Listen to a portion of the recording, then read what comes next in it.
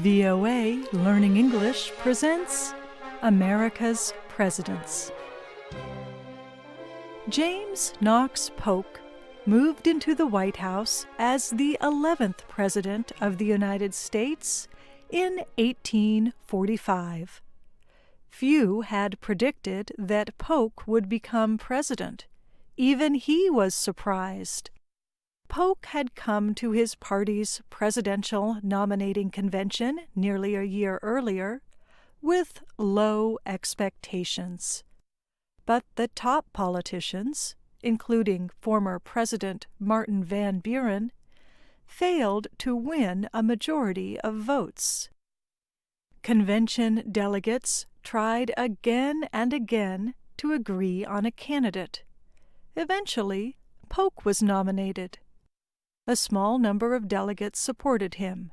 Then the delegates voted again. This time, Polk received all 266 votes. He became the first dark horse candidate in U.S. history to be nominated by a major party. In other words, he was someone no one thought would win, but he did.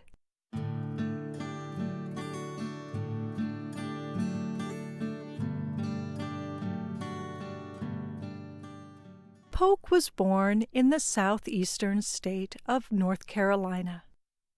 When he was a child, his family moved west to Tennessee. At the time, Tennessee had few white settlers. Some considered it the wilderness. Polk's family did well there. His father became wealthy, buying land and enslaved people. His mother, Jane, who followed strict Christian religious teachings, gave her 10 children a good education. James was the oldest. He went to college, then studied law. When he was 25, he married an intelligent and wealthy young woman named Sarah Childress. The two never had children, but they worked together to launch Polk's political career. In time, Polk was elected to the Tennessee House of Representatives, then the National House of Representatives. There, he developed a close relationship with President Andrew Jackson. Since Jackson was called Old Hickory, Polk became known as Young Hickory. When Polk left Congress and returned to Tennessee to become governor, he supported Jackson's banking reforms. But soon the U.S. economy collapsed. Tennessee voters failed to re-elect Polk as governor, not once, but twice. So Polk returned to his plantations and waited for a chance to re-enter national politics. In 1844, Polk traveled to the city of Baltimore to attend the Democratic Party's national convention. He thought he could perhaps win the nomination for vice president. Instead, he became the Democrats' candidate for president. Several months later, he narrowly defeated the opposing party's candidate in the national election.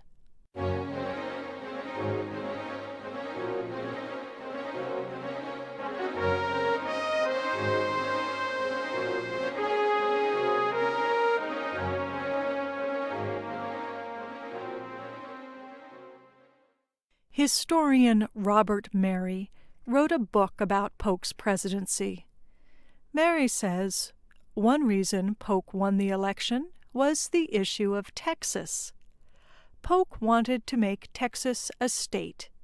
He thought the United States could take possession of the area peacefully. The other leading candidates did not. Mary says the other candidates were right. The United States eventually went to war with Mexico, but Polk spoke for the American people.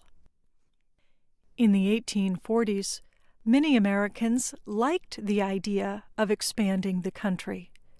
They believed in manifest destiny, the idea that God wanted America to expand west, all the way to the Pacific Ocean, and take control of the continent. As a result, many voters supported Polk and his promise to add Texas to the United States. Polk took another unusual position in the 1844 election. He said if he won the presidency, he would serve only one term, that is, 4 years. Several previous presidents had served 2 terms. Polk told voters presidents might abuse their power if they held office too long. 1 term, he said, would be enough for him. But Robert Mary says there was more to Polk's 1-term promise.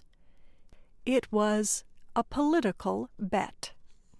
Polk thought if he said he would serve as president for only 1 term, other party leaders might help him win. Then those politicians could try again to win the presidency in 4 years, instead of waiting 8. He was probably right. If Polk had not made the campaign promise, Mary says, young Hickory would not have won.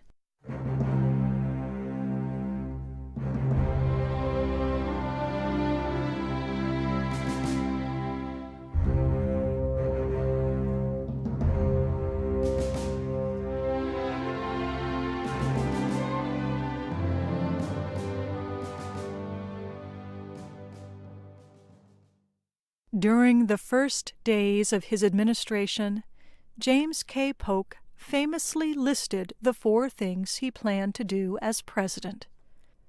He wanted to reduce taxes on imports. He wished to establish an independent treasury. He hoped to settle the dispute with Britain over the Oregon border. And he wanted to get California for the United States. Less than 4 years later, Polk had realized each item on his list. He is remembered for greatly expanding the size of the United States. He successfully negotiated with Britain for U.S. control over territory in the West up to the 49th parallel. The agreement gave the U.S. the current states of Oregon, Idaho, and Washington. Below those states lay California. An American government minister once described California as the richest, the most beautiful, and the healthiest country in the world.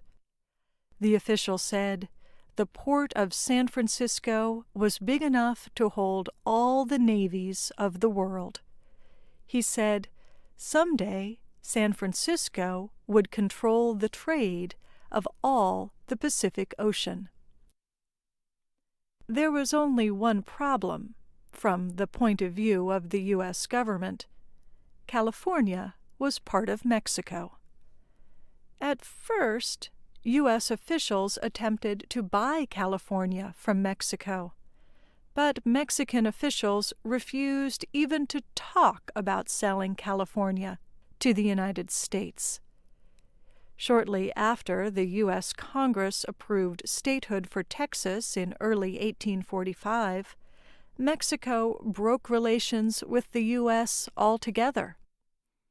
The following year, Mexican troops crossed the Rio Grande and clashed with American soldiers. In answer, President Polk asked Congress to declare war. He did not think the conflict would last long. He believed the U.S. declaration would quickly force Mexico to sell him the territory he wanted. Polk was wrong. Historian Robert Mary says, "The war with Mexico lasted longer, was more expensive, and cost more lives than Polk expected." But in the 1848 treaty that ended the war, Polk got the land he had wanted. Mexico recognized the independence of Texas and did not stop it from joining the United States. And it sold the areas that are now all or part of the states of Arizona, Utah, Nevada, New Mexico, Wyoming, Colorado, and, yes, California.